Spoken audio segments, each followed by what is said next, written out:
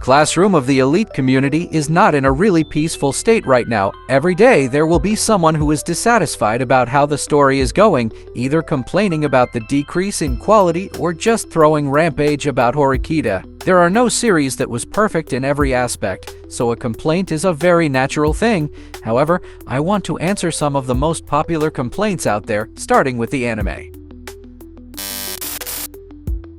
5 years after the release of Season 1, Classroom Elite Season 2 is not really well accepted by the fans. It's not entirely bad. There are some good scenes and episodes, especially the fighting scene between Ayanokoji and Ryuen. However, it's indeed got a lot of bad aspects. In short, there are 3 bad things that stand out the most. Fast pacing, too much skip content, and bad animation. Bad animation could be caused by 2 things: not enough time or not enough budget. We didn't know what happened on the inside of the anime studio, but it's clear they didn't give enough love for Classroom Elite anime series. Looking at Kadokawa records that aim for 40 anime each year, Classroom Elite might be just there to fulfill their quota, and Lurch was forced to deliver it according to the deadline, so they ended up outsourcing part of the episode to another studio. Fortunately, they make some improvements in the Blu-ray edition. The visual itself already didn't look good, but it got worse by their decision to put a single light novel volume into 3 episodes of anime. Season 1 didn't have this problem because they got 13 episodes to adapt 3 early volumes, but Season 2 and 3 need to push 5 volumes into 13 episodes, and that's why we got a very fast-pacing story with a lot of skip content that makes the viewer confused. It's fine if they just skip unimportant scenes, but they don't. There are a lot of important scenes, important monologues, and even some special exam rules that didn't get explained properly.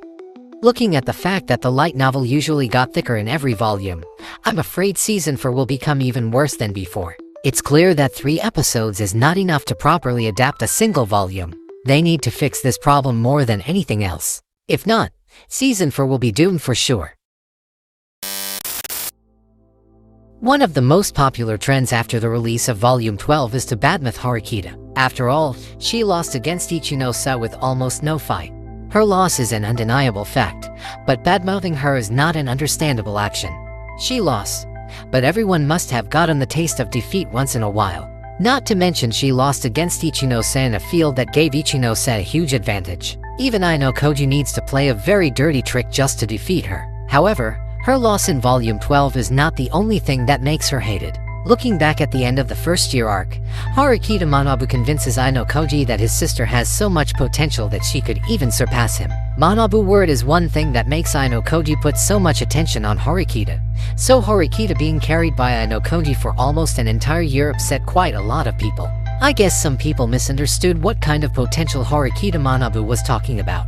A potential doesn't mean that Horikita will be able to defeat Ayanokoji in a fistfight or math. In fact, Horikita doesn't need to do that. She only needs to find her own way. She might not be as good as the other leader, but that's fine, because she was blessed with wonderful but troublesome classmates. Horikita used to be a very antisocial girl who treated other people as a nuisance. She never trusts others and always relies on herself.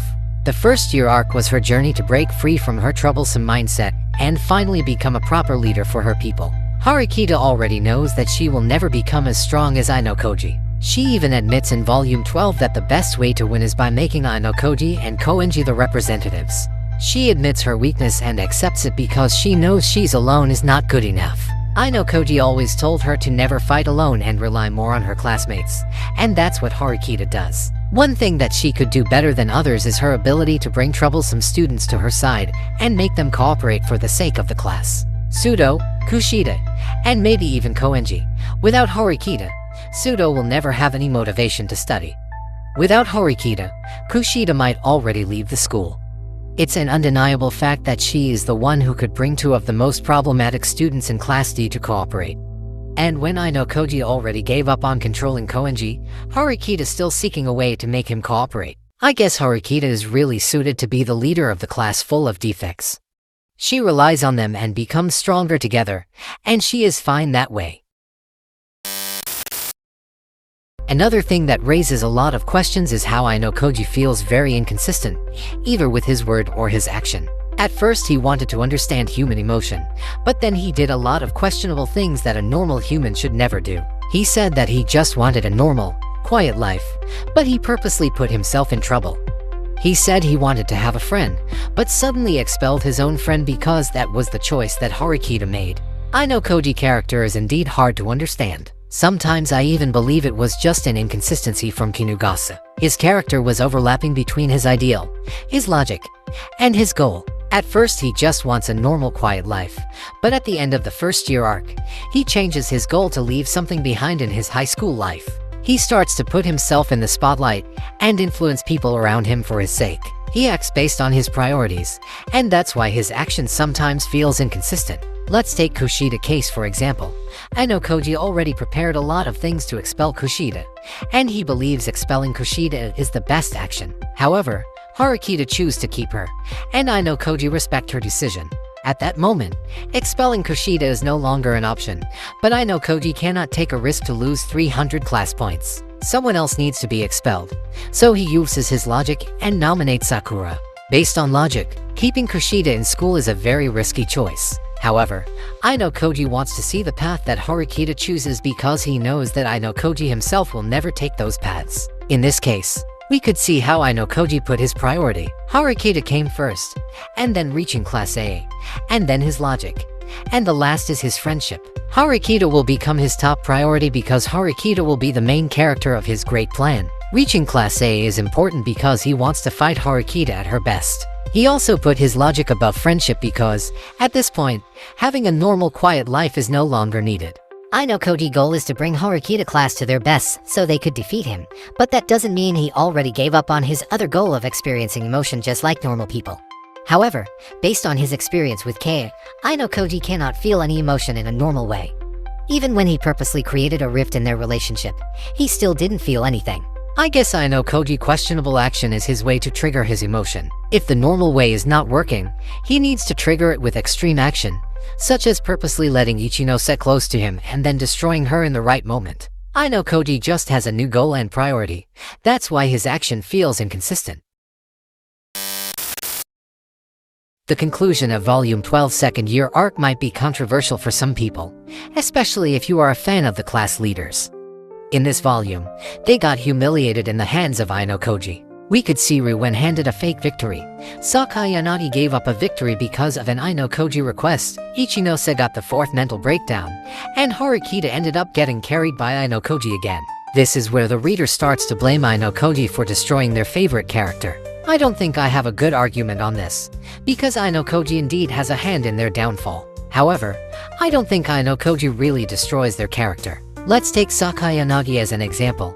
A lot of people complain that she turned from a worthy rival into a simp who did whatever Ayanokoji wanted. That's not exactly true. Ayanokoji just gave her a message that he doesn't want her. Sakai Yanagi is the one who makes the final decision. The only reason Sakai Yanagi stays in school is to get revenge against Ayanokoji. But if Ayanokoji doesn't want her, then she has no more reason to stay in school. At the end, Sakai Yanagi chose to be selfish, something that she could not do when Komuro got expelled. This is not about love, this is about someone who stops going into the adventure because they already know what they will find at the end of the journey. And if we look at the bigger picture, Ayanokoji action will keep both Ryuen and Sakai Yanagi in school. If Ryuen and Sakai Yanagi never make that kind of bet, I don't think Ayanokoji will take any action. He has no problem if they want to fight, but Ayanokoji needs both of them for his plan. Once again, Ayanokoji keeps his priorities straight. However, this is indeed a problem in the second year arc. Ayanokoji became too strong to the point no one could control him anymore. We really need a strong character that could give him some fight. If not, everything will fall into Ayanokoji's hands, and he will destroy everything until nothing matters anymore.